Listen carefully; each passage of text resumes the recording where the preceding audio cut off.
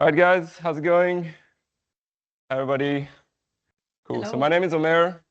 I'm the head of marketing and sales in Mind Designs. Mind Designs is a marketing agency. We mostly help with companies, mid-sized companies, to help them with their growth, scaling their marketing, and also helping improve their sales.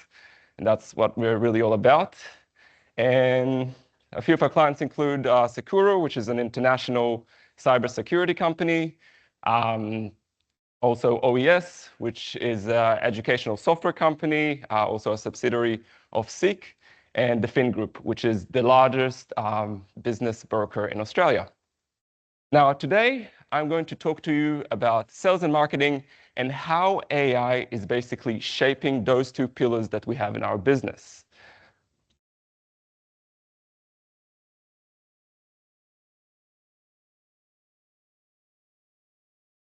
Cool. So as you all can imagine, you're all using AI. Like a lot of things are happening, things are moving really quickly, a lot of tools are coming out. And the thing is, in marketing, can anyone lift their hand who is doing marketing in their business, who is like responsible for creating content? Quite a few people here. That's great. How many of you also use AI for creating content now? I see most of you as well. Yep. Cool. So the data shows at 2026, big survey asked a few hundred people where they're adapting AI. And this was done in the sales team and the marketing team of those companies in that survey. And 77% of the marketing teams are using AI in some shape or form in their process. However, in the sales team, only 50% are using AI. Let that sink in for a minute. There's still 50% of sales teams out there that are not using AI at all. So they're still, cold calling, sending emails out, but they're not leveraging AI and its power in their sales process. And I'm going to share with you a little bit about, what sort of tools are now available for the sales team, why they're pivotal, and these tools only just came out recently, and why the sales team needs to start moving faster and catch up to those marketing teams. So things are changing fast in behavior, or basically anyone who needs products or services. AI is shaping the behavior, the market behavior, the consumer behavior very rapidly. Now, I want to point your attention to the left, that graph of those orange bars and those blue bars. You don't need to actually read the content there. I just want to explain a little bit. Imagine this being your marketing funnel turned on its side. So on the left-hand side, you got the top of funnel. Okay, what's the top of funnel? It's basically people that are still wondering whether they have a problem or not. Maybe they're looking for more information about the problem. And then on the right-hand side of that graph, you got that bottom of funnel. I'm ready to buy. Show me where to fill in the form. Show me where I can get in touch with this company. Okay, now that graph is showing basically, again, a big survey asked people whether they're using AI tools, which is those orange bars, or whether they're using search engines in each part of that funnel. So you can see that AI is actually a preferred option for most people to discover, more information at that top of funnel range. So whether it's discovering or gathering information about the problem, whether it's comparing different solutions, researching, evaluating the values of those options. But then again, at the bottom of the funnel, still people are like, 50-50 on whether they go to AI tools or whether they go to search engines. Now, this is super interesting because basically most people now prefer to go to use AI for their marketing, not for their marketing, for discovering products and services. And that shift is not going away. Okay, so we really need to start figuring out how we need to optimize our company's visibility on AI and what we need to be doing right now, because this is all taking form and is shaping. And people, obviously, our behavior, we want to get to the option really fast. And this is what the data showing. The other graph on the right-hand side is basically where AI it's getting its data, where it's getting its recommendations for whatever product or service you're looking for. Now, at the start, in around 2024, 2025, the early 2025, most of the information went to either Wikipedia Some of it went to Reddit, but now it's being distributed more evenly across different platforms. So you can see up there that LinkedIn, Reddit, Wikipedia, Medium, YouTube are all becoming the go-to place where those AI is getting knowledge. It's where the knowledge they gain about your company, about what sort of product you offer, about what is your audience, who is the audience you want to target. And based on that information, it will basically recommend you, cite you, potentially. Okay. So can anyone tell me what does that mean for us as a business, as a company, what we need to do? Anyone?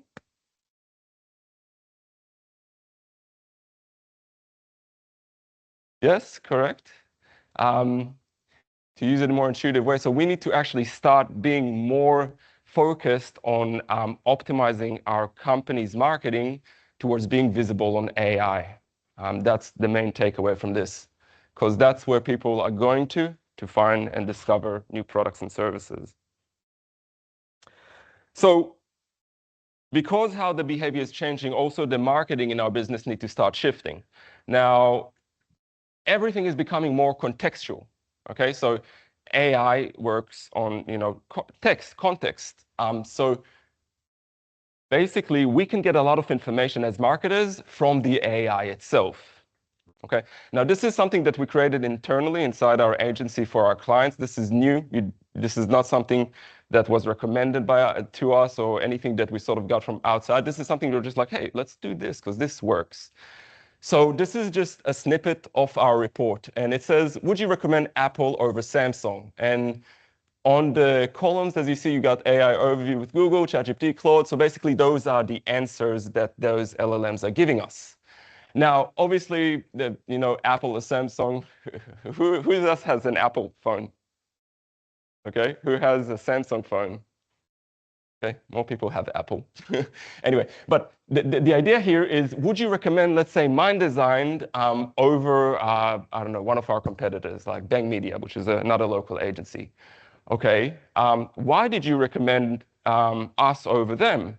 Or why did you recommend them over us? Okay, what sort of audience do you think Mind Designs is more suitable for? Who is our ideal customer based on your information? So imagine this report being a few pages, okay? Different questions, as I just mentioned, really relevant to understanding how the LLM understands us. And then you can also ask, where are you getting this information from? Okay, why do you recommend, which pages are you citing? And where are you collecting that data? Okay, this is very important, and this is, I believe, every company that want to be online is getting leads and sales online. They need to start thinking that way because there's that contextual element to that AI search optimization. And basically, what would you do with that information? What would you do with all that knowledge? Well, you will know where you should be focusing on your work in terms of marketing, where you need to improve it. So which pages are maybe not saying the right things about our company, okay? Which websites maybe we need to prioritize in terms of doing blogs or doing content.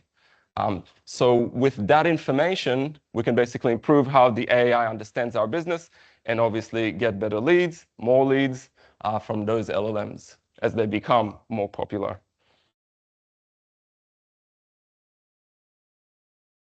So this is a snippet from SEMrush. SEMrush is our partner. We use them to collect data, obviously, for SEO, AI optimization, search all optimization. They have a ton of tools. They're huge. They're global.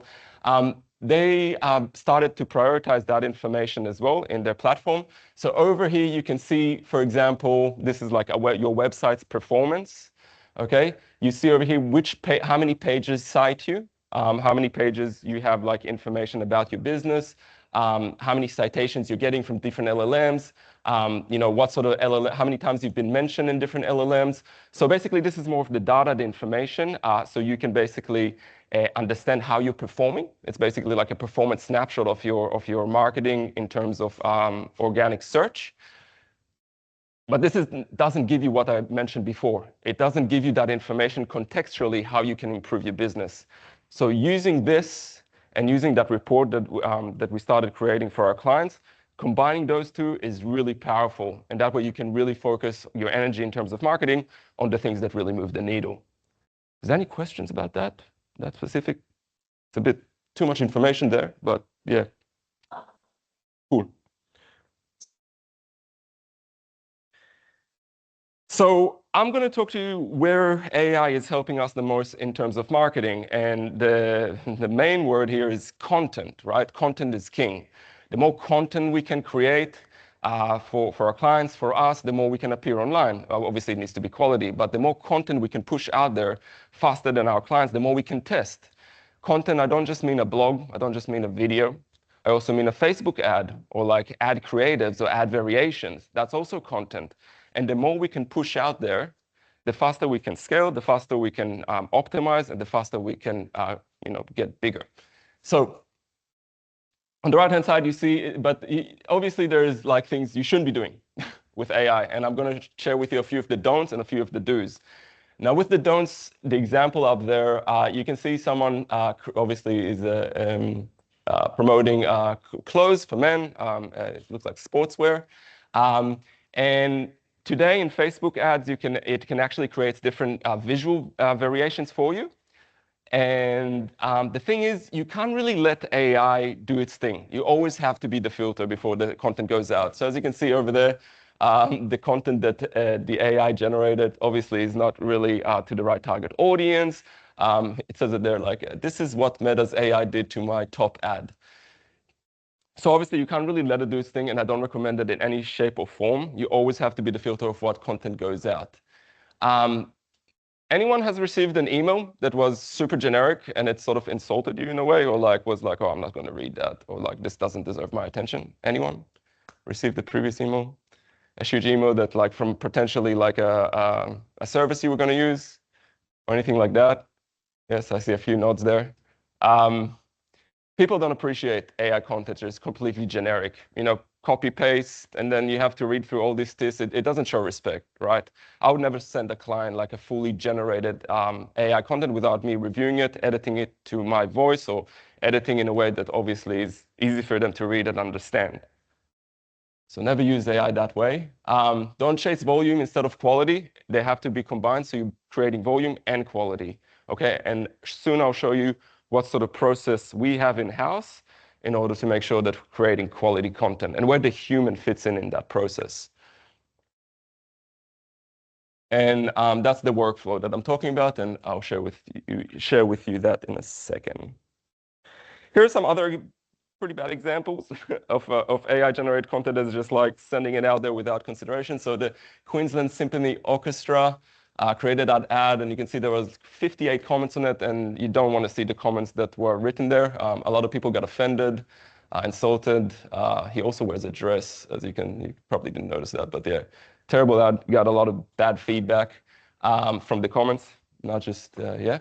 And the other one on the left-hand side, this company, Printwall AI, decided that it might be a good business idea to basically generate different AI visuals and put them on a print-on-demand sort of business. So basically, we have like a third party that prints and sends that content to the customers. Same thing, a lot of backlash on that. A lot of people didn't appreciate it. They also mentioned that real art doesn't have much value. It's, everyone has one, mass-produced, feels cheap, looks boring. So again, you want to use AI in a way that complements what you're doing, improves what you're doing.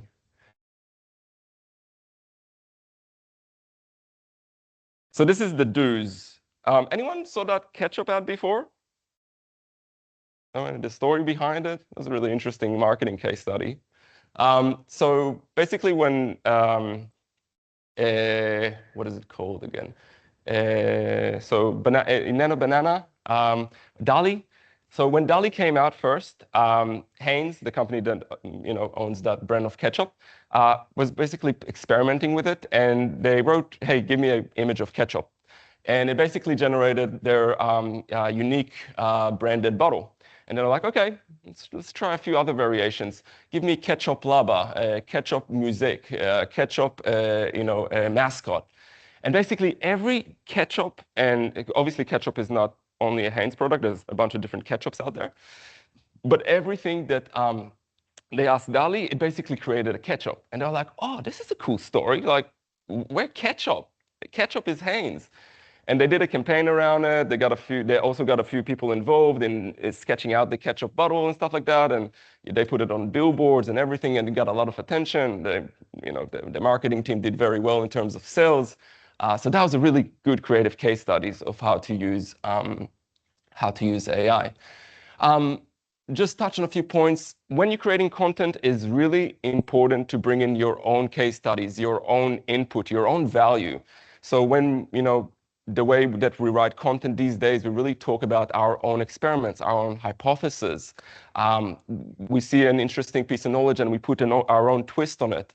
So it's really important to still be you with the content that AI helps you generate, and also sharing those case studies, sharing your results with your clients. That helps AI also understand that you're trustworthy. So all that contextual value, like which companies you work for, what are your case studies, they're super important for AI to understand more about your business and also trust you. And that way they'll recommend you as well in terms of people prompting on different LLMs. Novelty always wins. So always creating new stuff, again, taking things and reshaping it in your own voice. People like novelty, so always try to be novel with the content you create. There was another one of the do's, and that is cost efficiency. This is another example of one of our clients. They provide crowd control systems, so bollards and things like that for airports, for events, and so forth.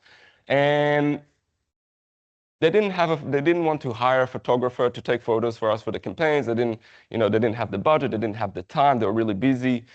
So basically, what we did is we asked AI to generate a few images that basically represent where those products will be used. So we use those in our campaigns, and that way that's cost effective. They still work like our campaigns did really well, but we didn't have to pay for a photographer. We didn't have to get like models or people doing their thing, approvals to take people's photos and stuff like that. So you can also use AIs to create cost efficiency, to create more tests. If you're creating a new product or service or anything like that, you can really leverage AI for that purpose. Obviously, you got to be careful with what you use, and you got to make sure that it looks nice. You have to have a good filter. This is another example for Inter Miami at CF. Obviously, many of you probably know that Messi plays there. They created this campaign where there's like what our players will look like in the 80s. Probably took someone about 4 to 5 hours to do and to play around with. And this campaign basically generated a lot of engagement, a lot of like fans like the different images that they generated. It created a lot of hype. People shared it. So again, there is really you need to just find the right way to use AI in order to leverage it in your company for marketing. And this is another really cool way to do it. Obviously, for soccer teams, the players are the mascots, the people that people like. Who's your favorite player? And that worked really, really well. So let's talk about the content at scale. What's a good practice? How we should really use AI for content? Anyone has put a process in place yet for AI here? They have like a process where they give that process to their team member, and they can easily scale the content without them being the filter. Anything like, yes, you have. Do you want to share maybe a little bit about that?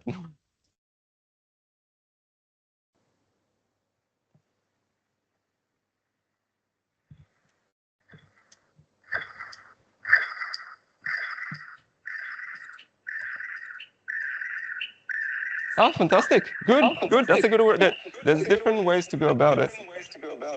Can you turn it off? Oh, sorry.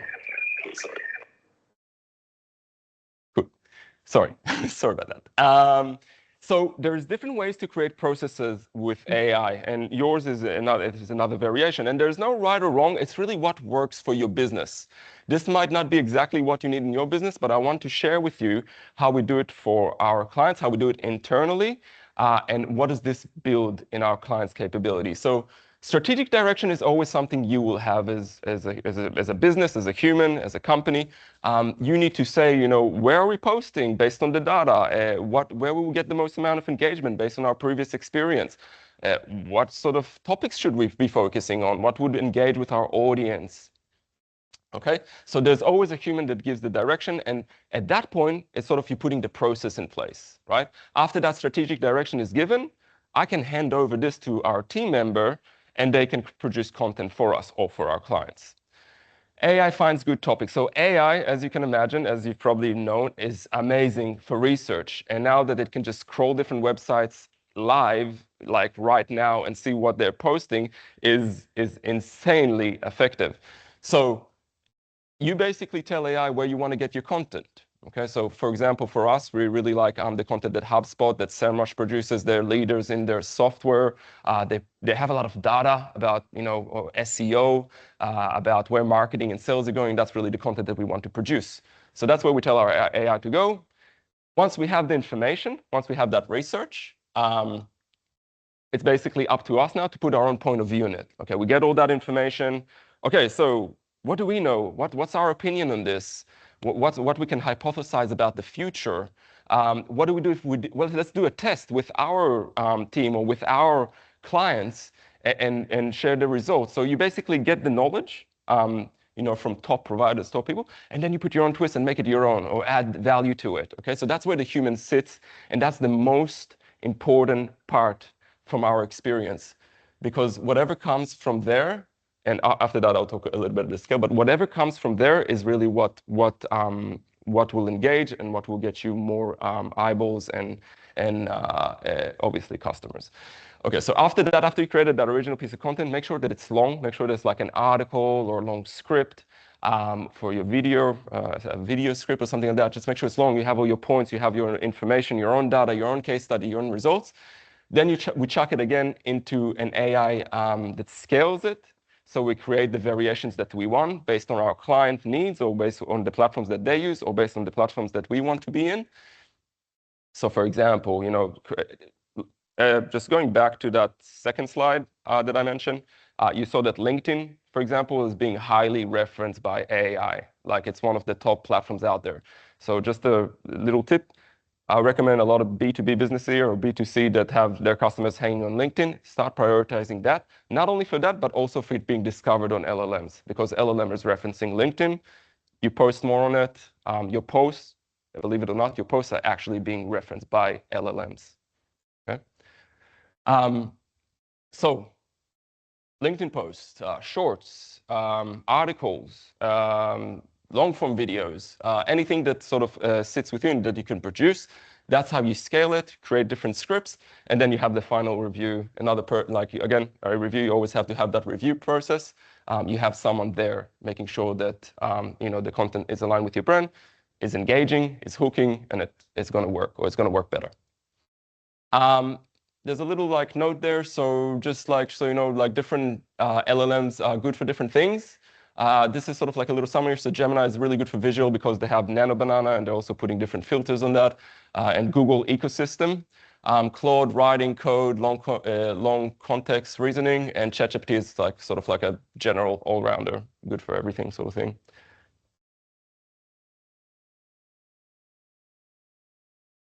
So the way I see AI in marketing is really, it's sort of like another human there helping us to squeeze more out of the content we produce. So the more we can squeeze out of each piece of content, so in terms of creating more of it and having a process for that, the more we can put out there, the more we can be visible to different clients, and the more engagement we can have. So the most important thing is, again, I'm highlighting that middle part where the human sits and creates its own value and its own viewpoint. That's the most important part. Your business has, probably statistics, data, case studies, experiments, things that you run yourself that no one else can do, and that's where the value really sits. Obviously, value that your audience would appreciate. Okay, so moving into sales, back to my questions of why only 50% of sales teams out there are adopting AI. Can anyone think why? Any hypothesis, ideas? Price perception. If you have a premium product, I'm just repeating, you want to speak to a human. Yeah, so correct. Any other examples of why they're not as fast, or the sales team are still like, oh, I don't want to put AI in my process. They don't know where it fits in the sales process. That's a really good one. Yes, and I'll show you in a sec where it should be fitting and what's like recent tools that came out this year that I think are pivotal for the sales team. So yes, anyone has, I don't know if you have received phone calls from AIs, but I received one not too long ago that says something along this, like, hey, Alice here, I'm an AI assistant from Clear Utilities. This is a promotional call. You know, now it's a legal requirement for AI people that call AI agents that are calling you to say that they're AI and to say what's the call is for. So you probably get sales like people calling you a lot, some of you. You know, most of the time they're really smart with how they approach you. Sometimes they're like, hey, I know that you've done this or something. That is very human interaction. Sometimes they don't even talk about what they're selling. They're just like getting a bit more information before they start talking about what they're here for. With AI, it doesn't work because they have to do those two things, and a lot of people just hang up as soon as they hear, oh, AI, oh, promotional, see you later. So maybe that's one of the reasons. When it comes to chatbots, I feel that like the last few months, like recently, things have been very pivotal for how they help in terms of the top of funnel area. So helping people with questions, helping them with navigating the website, learning more about the offering or the features of the products. So this is an example. We work with the second biggest gold exchange in Sydney. And they basically, this is just an example of like a lady asking like, oh, I want to exchange my my gold chain. How much would you pay for a gram of 18 karat? And basically the AI answered, here's the gold price today, like here's the link to that, go there and explore the pricing. So AI chatbots are basically learning from previous conversations now. So for example, HubSpot has that feature where they learn from previous conversations. You can give it guidelines about your brand, your tone, where to find information, and it's just learning on the go, and you can give it feedback. So that's really pivotal for that top of funnel where people are looking for information and navigational instructions. Sometimes they just ask for someone and say, hey, don't worry, like someone will contact you soon, just leave your name and number or something like that. So chatbots are really good for websites that have a lot of volume. So for example, I don't know, vacation sort of companies or accommodations, like anything that is there's sort of like a small price to the product. Dive companies or something like that could use it a lot because we have a lot of volume and a lot of them asking a lot of like complex questions. So AI can really help in that, becoming very intelligent. So the reason I think that sales teams are not really adopting AI so much is because the features are only now becoming really, really good. And I'll share a couple of them in a second. But basically, from being one of the salespeople in my team, one of the things that I notice is when you have better data about your lead, if there's any events happening in their business, anything, did they get a promotion recently? There's so much information that you can collect on like different businesses. Like what is their main audience? What is their goals?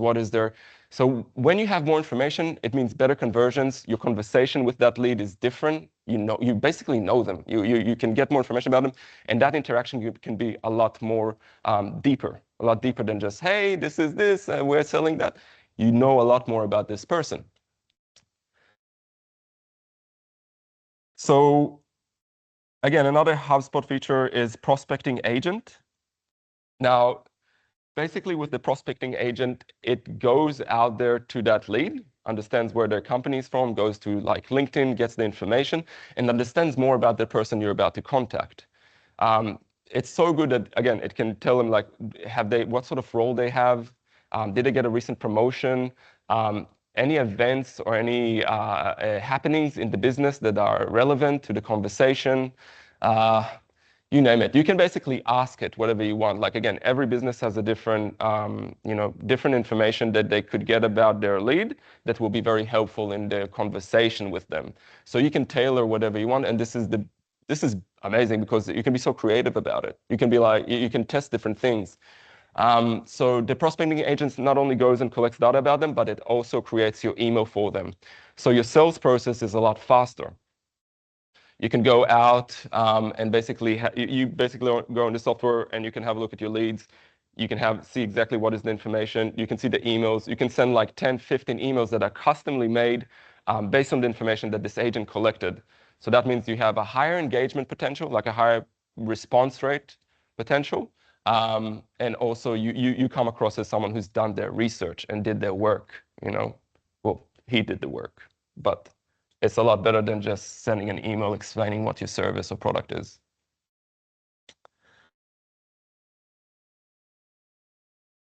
So data agent, so think about the data agent as more sitting on the actual CRM and uses the data the prospecting agent gave. So the data agent doesn't only collect information from the web, it collects information from the actual CRM.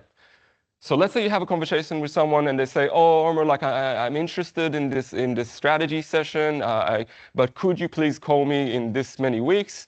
And by the way, you can connect your phone now to this platform, and the platform records it, and then it records that information, and then your data agent basically reminds you, "Hey, this lady deserves a call in a few days, or like in the 2 days, or something like that."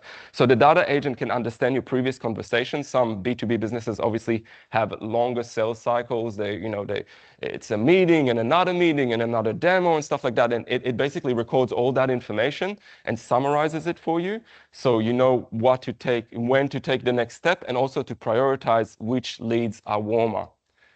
Okay. This tool only came out this year, I believe. It's still in beta. And then the other one came out middle last year, and they were still optimizing it as we go. So these tools, especially for B2B businesses, these tools basically puts you at a competitive advantage compared to your competitors if they're not getting that information, if they're not having those deeper conversations with their clients.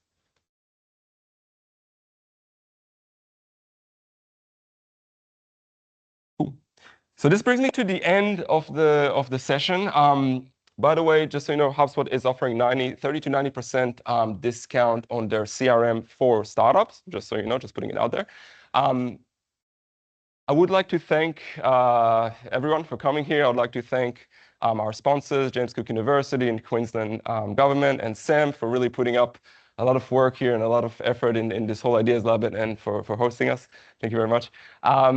Any questions from the audience at this stage?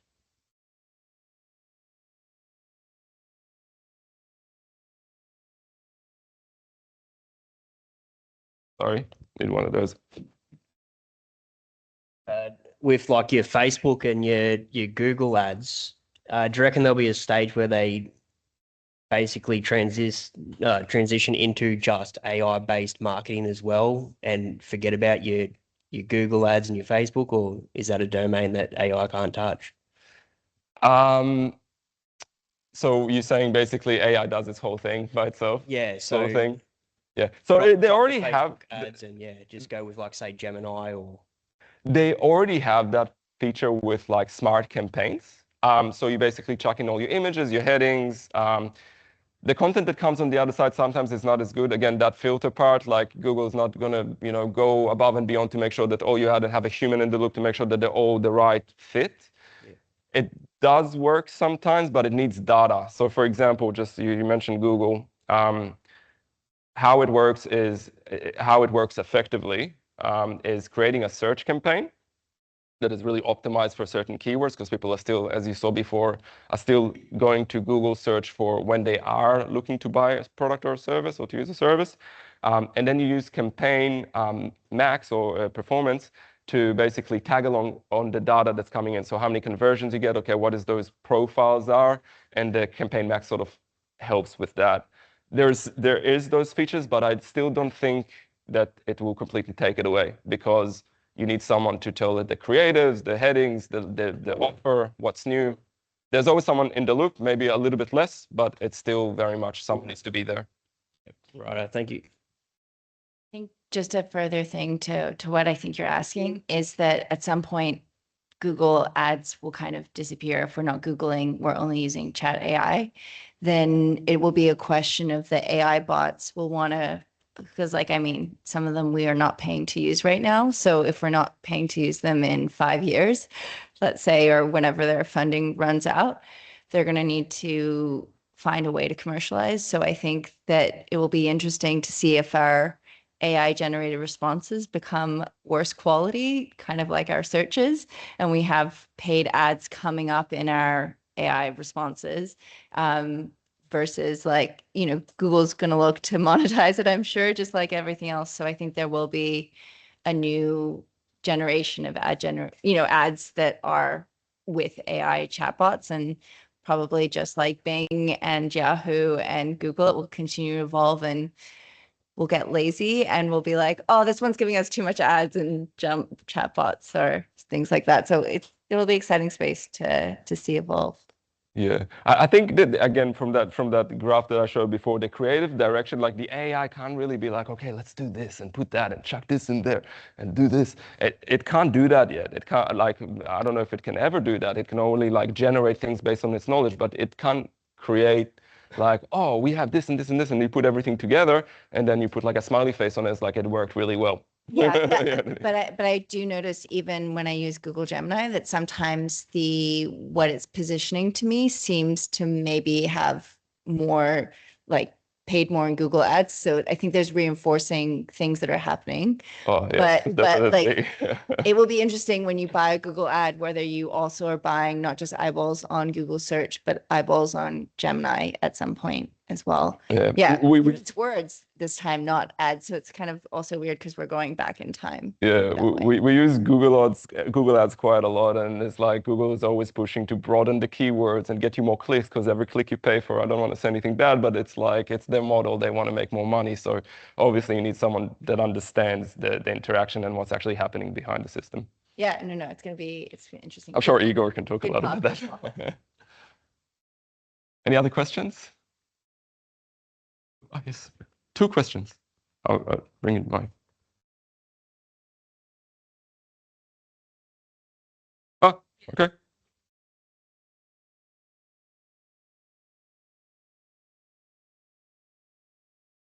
Justin.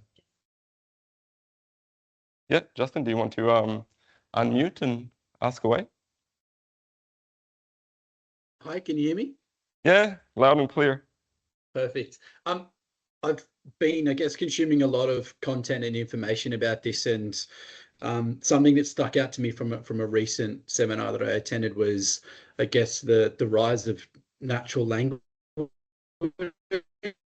traditional AI, and I guess then the future of agents and personal agents, where maybe we no longer are interfacing through screens ourselves. We're just talking to something, and it does then the work behind the scenes. And I guess the potential that in the future, web search functions, all that, are no longer built for humans. And so I guess this is all part of that planning and making sure that our digital presence is AI friendly, because it may come a time where these things are no longer used by us, but by our little agents. Mm. Good point. I think it will be a hybrid. At the end of the day, humans still need to interact in some shape or form. We can't really read without anything visual. I mean, we can hear it, but sometimes like we need visual engagement. So for example, like map platforms and stuff like that, it gives us more of a visual, oh, here's where we're located, this is where we need to go. No one, it's a bit hard to like, oh, you have to go straight to this street. And like, again, I think a lot of people, a lot of humans appreciate visual engagement. So it will be some sort of hybrid of that. You will still need platforms where human interact, providing the creative direction, doing the review. I don't think we can leave everything, like I'm talking about 5, 10 years from now. I don't think we can leave everything to AI. We definitely need to be the creative direction, our own point of view from our experiences. We will still have experiences in 5, 10 years. We'll still go on holidays. We'll still create experiments within our company that provide value to our audience. Yeah, and then at the end, the review process, yeah, there's a lot of like visual engagement that we still need to have in the system. What I'm saying is that I doubt that it will just be completely no visuals, just talk. But yeah, that's a good point.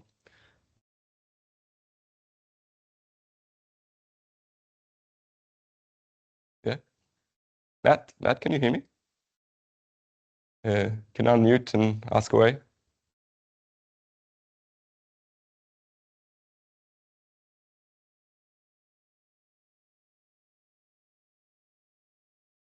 Matt? He's shy? Can you send him a little smiley face? Okay. No, he's not there anymore. Yeah.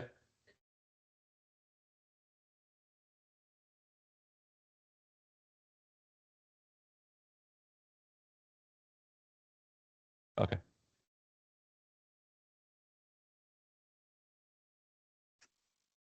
So how do we overcome it?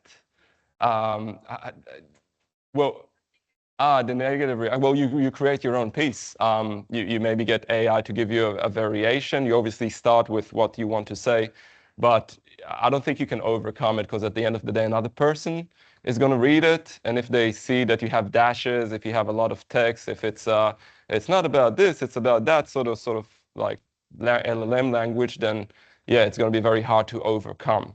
It still needs to be very unique, and I think a lot of people still appreciate that. So it's not about overcoming it. It's about maybe editing the work, making sure that it feels like you, reducing things that are not needed in that email or in that piece of content, reducing the fluff, making sure it's authentic and good. That's it. Cool. All right, guys, just so you know, just final announcement.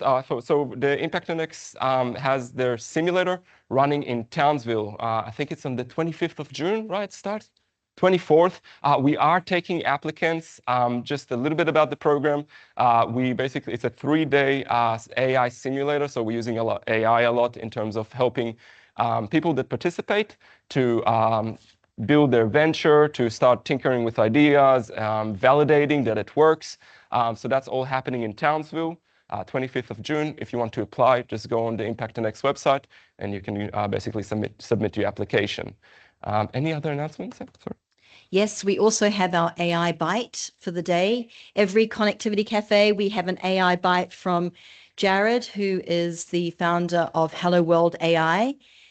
And we also had some certificates and celebrations for some of our interns that have been with us for a couple of months, some of our Masters of Data Science interns, as well as students from Masters of Engineering and Masters of IoT Engineering. So, but before we do that, I'll hand the floor over to Jared for our AI Bite. And let's put our hands together and thank Omer for an amazing session. Thank you. Thanks, Omer. Hey guys, thanks so much, Sam. This week, I think that it's sort of important to touch on the idea of, we've probably all heard it, sort of the AI race is between, it's sort of the Manhattan Project 2.0 or the space race 2.0 between America and China, who can reach super intelligence first. Whether or not you buy into that is one thing, but it's definitely evident today when Meta attempted to acquire a Chinese startup in the AI space called Manus for $5 billion, and the Chinese government intervened and blocked that from happening. So probably good evidence that there, is this big race happening. Then we really should be thinking about how that affects our future. But also good evidence that Manus is probably a pretty good tool, right? If we're seeing a $5 billion deal being done around it. So maybe check that out. It's manus.ai, I believe. It's sort of a vibe coding app building platform. Thank you very much, Jared. Round of applause. Thank you. Make sure you come every Wednesday for the AI update and AI bite. Part of our portfolio is that we're growing, we're expanding, and we have 2 new roles. So I'd like to introduce James and also Hillary. So Hillary, do you mind guys standing up just so that everyone knows who to chat to after? James is our new finance and residence in our portfolio.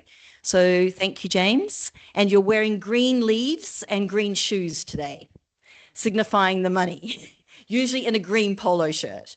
And I'd also like to introduce Hilary, who is our new investor in residence.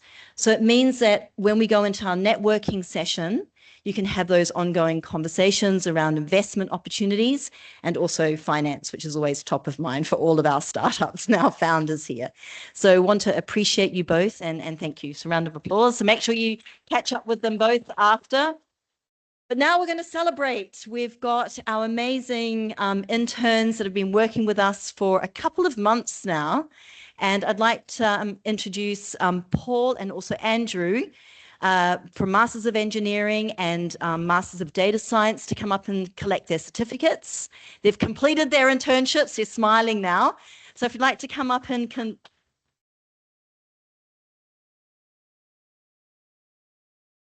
So last week we presented the other interns with their certificates. So today we present you both. So congratulations. Well done. Well done, Paul.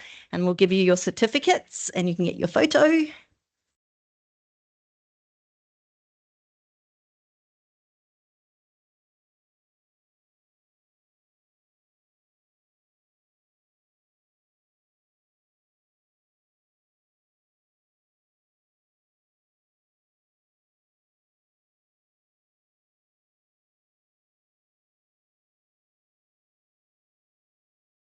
Well done, guys.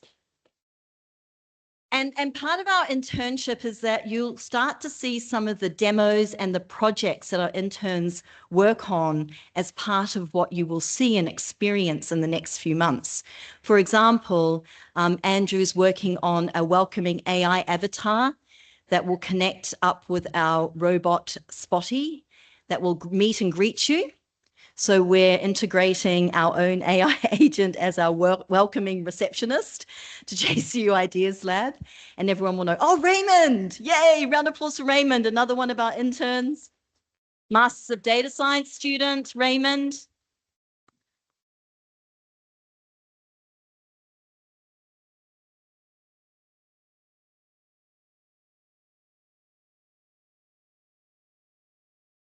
So you'll get to see a lot of the great work that happens from the interns, and you'll get to actually experience some of the demos. So keep an eye out just who's over there? Oh, where Brendan's standing there. We'll be showcasing a lot of the projects here and also at our entrance. So now is the best part of our Connectivity Cafe, which is continuing on the conversation. Thank you very much for attending. Look forward to seeing you next week, where we move into more around ocean escapes.